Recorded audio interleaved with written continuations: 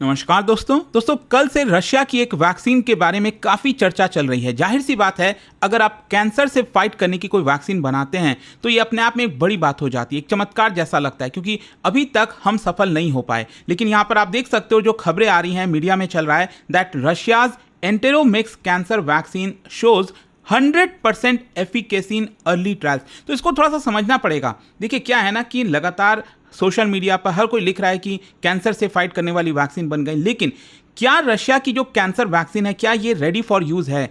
इसका एक्चुअल सच्चाई क्या है वो मैं आपको वीडियो में बताऊंगा कि अभी हम किस स्टेज में हैं, अभी क्या क्या आगे होना है, वो सब कुछ आपको जानने को मिलेगा। चलिए आगे बढ़ते हैं, लेकिन उससे पहले आप सबको बता दूं, आप में से जो भी लोग यूपीएससी की तैयारी कर रहे हैं, 12 सितंबर के पहले आप ये बैच ले लीजिए। चाहे 2026 हो, 27 हो, 28 हो, ऑप्शनल लेना चाहते हैं, जुडिशरी की तैयारी करना चाहते हैं, जो भी स्टडी आईक्यू पर कोर्सेज हैं, क्योंकि एग्जैक्टली 12 सितंबर रात 11 बजे के बाद जो प्राइस हाइक है वो हो जाएंगे सभी कोर्सेज के ऊपर। अगर आपको कोई डाउट है, प्रॉब्लम है, ये फोन नंबर दिया है, आप इस पर कॉल करिए, मेरी जो टीम है वो आपको अच्छे से गाइड करेगी। And tell them to use this code Ankit live, ताकि प्राइस का जो डिस्काउंट अभी आपको मिल रहा है उसका बेनिफिट मिल सके। चलिए शुरुआत करते हैं। देखिए सबसे पहले मैं आपको थोड़ा सा हेडलाइंस के बारे में बताता हूं। बेसिकली जितने भी मीडिया में रिपोर्ट्स आ रही थी उसमें यही कहा गया कि जो रशियन साइंटिस्ट हैं उन्होंने कैंसर वैक्सीन जिसका नाम है एंटेरोमिक्स, इसका अनाउंसमेंट किया है कि एक कैंसर की वैक्सीन जो है वो बन गई है। और यहां पर ज़्यादातर मीडिया आउटलेट्स में यही रिपोर्ट किया जा रहा था that this vaccine shows 100% efficacy. मतलब ट्रायल में आप समझिए 100% सक्सेस पाना, ये अपने आप में बहुत बड़ी बात हो जाती है। कोई भी आप कोविड वाला वैक्सीन ले लीजिए, कभी भी आपको यूजुअली 100% देखने को नहीं मिलता है। और यहाँ पर क्लेम किया जा रहा था to this vaccine to be world's first mRNA based personalised cancer vaccine.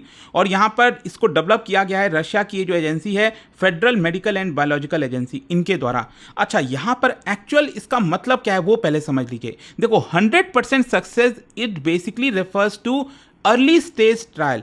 मतलब जो प्री क्लिनिकल होता है ना, इट्स नॉट ह्यूमन ऑल्सो, मतलब स्टार्टिंग में आप एनिमल्स के ऊपर ट्रायल करते हो, तो बेसिकली उसके ट्रायल की बात कही जा रही है। और अभी तो क्या है, 2025 में इसी साल जो एक छोटे से पार्टिसिपेंट्स हैं ह्यूमंस में 48 के आसपास बताया जा रहा है, उनके ऊपर ये ट्रायल अभी जारी है यहाँ पर। मतलब अभी के लिए आप समझिए जो भी एविडेंस हमें प्राप्त हुए हैं वो एनिमल मॉडल्स के थ्रू हैं, जो चूहे वगैरह होते हैं, माइस हो गया, उनके ऊपर जो ट्रायल होता है वो किया जाता है। कुछ रिपोर्ट्स में सजेस्ट किया गया है कि फेज 1 का जो क्लिनिकल ट्रायल है वो जस्ट स्टार्ट हुआ है, मतलब जो ह्यूमंस के ऊपर ट्रायल होता है वो जस्ट स्टार्ट हुआ है। और अभी तक इसका कोई पीयर रिव्यूड पब्लिकेशन नहीं है, क्योंकि एक तो क्या है ना, आप अपने लैब के अंदर जो भी कुछ करो वो तो आप ही बताओगे ना, सब कुछ अच्छा है या फिर खराब है, जो भी है आप खुद बताओगे। लेकिन आपको किसी थर्ड पार्टी से उसको रिव्यू करना पड़ता है, पीयर रिव्यू जो होता है, तो वो अभी तक कुछ भी नहीं हुआ है।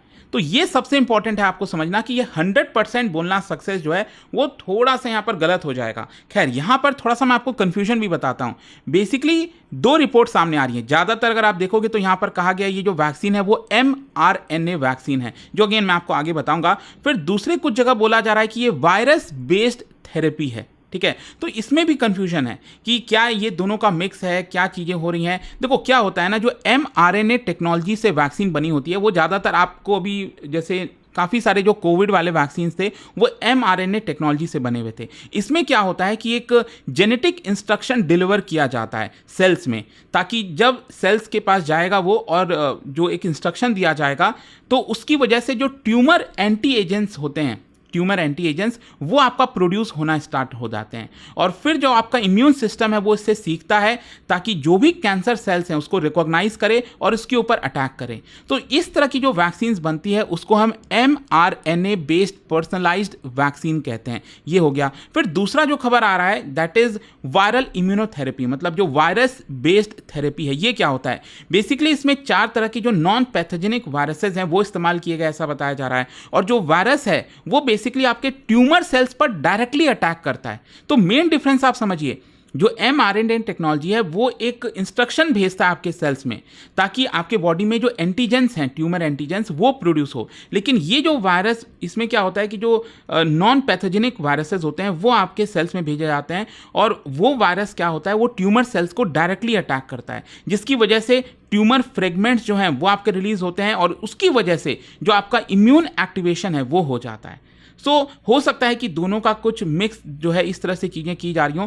वही मैं आपसे कह रहा हूँ कि इनिशियली यहाँ पर इस तरह की रिपोर्ट्स आ रही हैं, लेकिन एग्जैक्टली यहाँ पर क्या क्या है वो हमें आगे पता चलेगा। खैर, यहाँ पर एक इंपॉर्टेंट क्वेश्चन आप में से कई लोग जो सोच रहे होंगे, कैंसर तो कई प्रकार के होते हैं, तो यहाँ पर ये जो वैक्सीन रशिया ने डेवलप किया है या फिर कर रही है, अभी ट्रायल चल रहा है, तो ये किस चीज़ के ऊपर फोकस है? देखो, इनिशियली बोला जा रहा है कि ये वैक्सीन कोलोरेक्टल कैंसर पर फोकस किया जा रहा है। कोलोरेक्टल बेसिकली जो लार्ज इंटेस्टाइन में कोलोनल होता है ना, COLON, ठीक है, कोलन कैंसर जो होता है, तो उसके ऊपर मेन फोकस हो रहा है। फ्यूचर में बताया जा रहा है कि इसको डेवलप किया जाएगा, जैसे कि फॉर एग्जांपल ब्रेन कैंसर हो गया, मेलेनोमा हो गया, तो उस तरह के बाकी के भी जो कैंसर्स हैं उसके लिए भी यहाँ पर जो है आपका डेवलप किया जाएगा। लेकिन जैसा मैं आपको बता रहा था कि 100% सक्सेस कहीं ना कहीं ये मिसलीडिंग हो जाता है। क्यों? मैं आपको बताता हूँ। 100% का मतलब कुछ भी हो सकता है कि यहाँ पर जिनके ऊपर ट्रायल किया गया उसके ऊपर कोई एडवर्स इवेंट नहीं था, मतलब उनको कोई रिएक्शन नहीं हुआ गलत, ठीक है, साइड इफेक्ट जो होता है। फिर इसके अलावा इसका ये भी मतलब हो सकता है दैट जितने भी पार्टिसिपेंट्स हैं उनके अंदर इम्यून रिस्पॉन्स जो है वो जनरेट हो रहा था। इसका ये भी मतलब होता है कि ट्यूमर जो क्लियरेंस है वो देखा गया एनिमल्स में, मतलब पूरा जो ट्यूमर था वो आपका हट गया, ये भी हो सकता है। तो 100% कुछ भी हो सकता है, और इसका मतलब ये नहीं है कि ह्यूमंस पर ये 100% क्योर है। ये सबसे इंपॉर्टेंट है। अर्ली जो फेज 1 या फिर एनिमल डेटा है, आप उसे ब्रॉडली जो ह्यूमन एफिकेसी है उसको प्रूव नहीं कर सकते, क्योंकि कई बार ऐसा देखा गया है कि माइस में, चूहों में जब 100% परफेक्शन मिलता है, लेकिन उसके बावजूद भी आगे चलकर ह्यूमंस में वो जो वैक्सीन्स हैं वो फेल हो जाती हैं। और क्या है कि अभी तो ये बहुत छोटा सा सैंपल है ना, तो छोटे से सैंपल से कई बार चीज़ें, रिजल्ट भी हमें गलत दिखने लगती हैं। हमें ऐसा लगता है कि सब कुछ सही है, अच्छा है, लेकिन जब वो लार्ज सैंपल्स में जाता है, 2000, 3000, 10,000 लोगों में ट्रायल होता है, तब यहां पर आपको देखने को मिलेगा कि एग्जैक्टली उसमें कितना सक्सेस रेट है। अच्छा, क्वेश्चन ये है कि अगर मान लो आगे चलकर प्रूफ करना है कि ये सब कुछ सही है, ये वैक्सीन ठीक है, तो क्या क्या चीज़ें चाहिए होंगी प्रूफ के लिए? देखो, पहले कि हम बोल सकें कि ये एग्जैक्टली ब्रेक थ्रू है, उसके पहले यहाँ पर जो ट्रायल रजिस्ट्री की एंट्रीज हैं वो देखना होगा। मतलब क्या जब ये पूरा ट्रायल चल रहा था वैक्सीन का, तो प्रोटोकॉल्स फॉलो किए गए कि नहीं, कहाँ से कहाँ तक क्या क्या चीज़ें हुई। फिर पीयर रिव्यूड पब्लिकेशंस जरूरी है, जो थर्ड पार्टी है वो उसको रिव्यू करे कि सब कुछ ठीक है कि नहीं। इंडिपेंडेंट रिप्लिकेशन होना चाहिए लार्ज ग्रुप्स में। फेज 2 और फेज 3 का जो रैंडमाइज्ड कंट्रोल ट्रायल्स है वो भी हमें देखना होगा। फिर रेगुलेटरी अप्रूवल्स देखना होगा रिग्रेस रिव्यू के लिए। तो अभी इनमें से कुछ भी नहीं हुआ है, तो इसका मतलब ये हुआ कि बस ये हो हल्ला हो रहा है कि वैक्सीन बन गई है, लेकिन ये ऐसा नहीं है। लेकिन हाँ, मान लो अगर ये बन जाती है, सब कुछ ठीक हो जाता है, मैं कहता हूँ कि आगे चलकर जो फेज 2 और फेज 3 का ट्रायल है वो भी ठीक हो जाता है, तो ये एक बहुत बड़ा गेम चेंजर साबित हो सकता है। इसका इंप्लीकेशन क्या होगा ग्लोबल पेशेंट्स पर?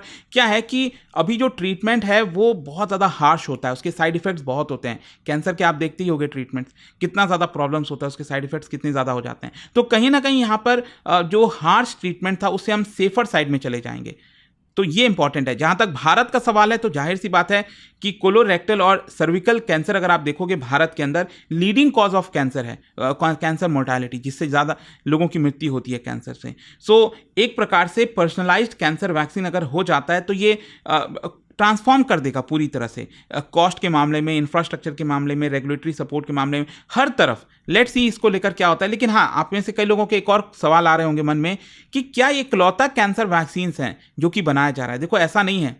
मतलब रशिया के अलावा और भी जो देश हैं वो कोशिश कर रहे हैं। फॉर एग्जांपल 2023 में यूके की जो नेशनल हेल्थ सर्विस है उन्होंने कैंसर वैक्सीन लॉन्च पैड ये लॉन्च किया था in collaboration with pharmaceutical company BioNTech.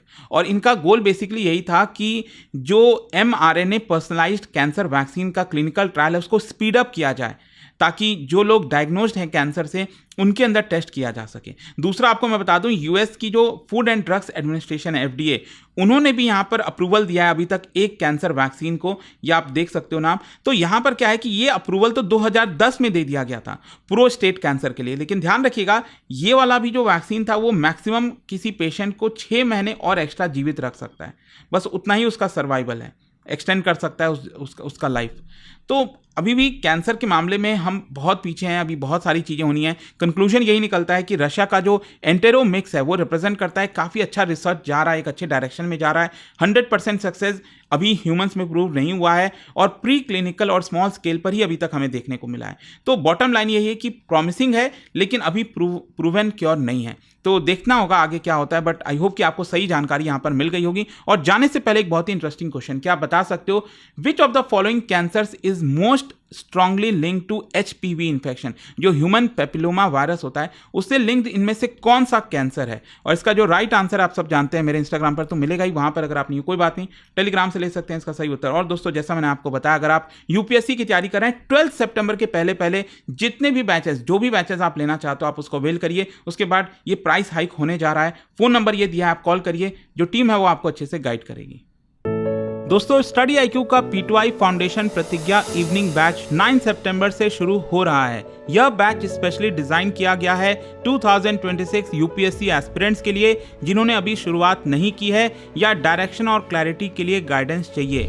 इसमें आपको मिलेंगे 1000+ आवर्स की live morning classes, 1-on-1 personal mentorship, hand written notes for smart and quick revision, PRP और MRP जैसे रेसिडेंशियल प्रोग्राम्स, और इसके अलावा और भी बेनिफिट्स हैं जैसे प्रीलिम्स क्लियर करो फुल रिफंड पाओ, हर महीने टॉपर्स को 11,000 रुपीज़ का cash reward.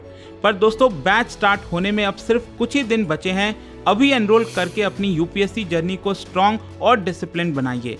Download study IQ app या विजिट वेबसाइट, सर्च करिए P2I फाउंडेशन प्रतिज्ञा बैच, सेलेक्ट टारगेट ईयर 2026, 27 या फिर 28 and click buy now and apply code Ankit live ANKITLIVE for maximum discount. अभी भी कोई डाउट हो तो मैं आपको एक नंबर देता हूं, वहां पर कॉल करिए, मेरी टीम आपको अच्छे से गाइड करेगी।